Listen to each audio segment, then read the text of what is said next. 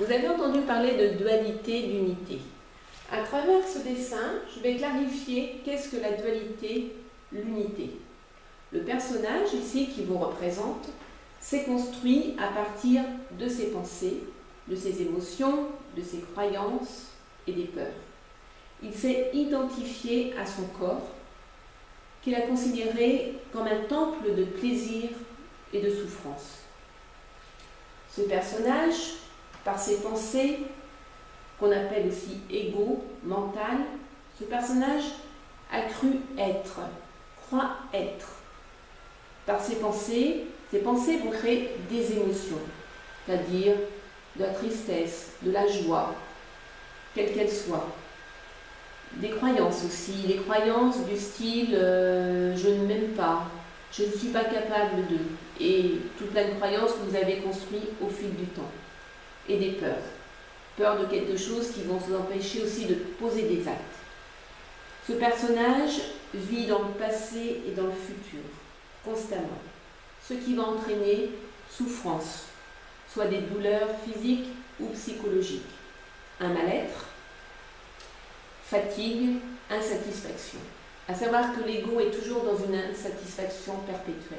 Il ne sait pas pourquoi, il vous amènera toujours à quelque chose en disant « c'est pas assez, c'est pas assez ».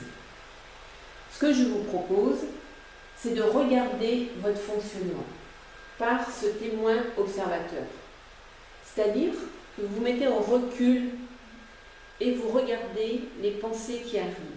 Vous les observez, vous les regardez sans jugement, sans rajouter une autre pensée pour créer une histoire, tout en laissant défiler. Comme si vous étiez au cinéma, assis dans votre fauteuil et vous regardez le film. Pareil pour votre vie. Vous regardez les pensées qui vont faire émerger les émotions. Ok? Vous laissez émerger l'émotion, vous la regardez, mais vous n'interprétez rien.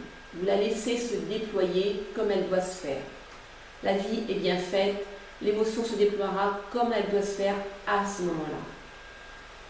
Vous accueillez aussi les pensées, les émotions telles qu'elles sont. Vous vous accueillez tel que vous êtes, à chaque instant. Et vous vous ramenez toujours à l'instant présent. Qu'est-ce qui se passe ici et maintenant? Ici et maintenant, il ne se passe pas grand-chose.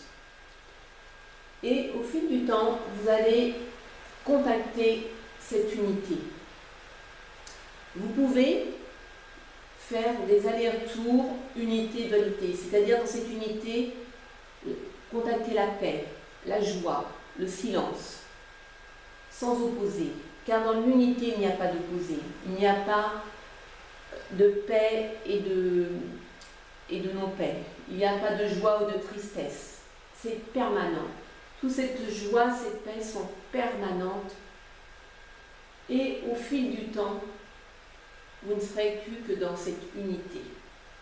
C'est-à-dire dans ce que j'appelle moi le rien et le tout, relié au tout, où vous n'attendrez plus rien, où il n'y aura plus d'attente quelle que soit, plus de jugement. C'est le présent, c'est l'intemporel, c'est le sans-espace. Mais si vous faites ces allers-retours de temps en temps, pas de problème non plus.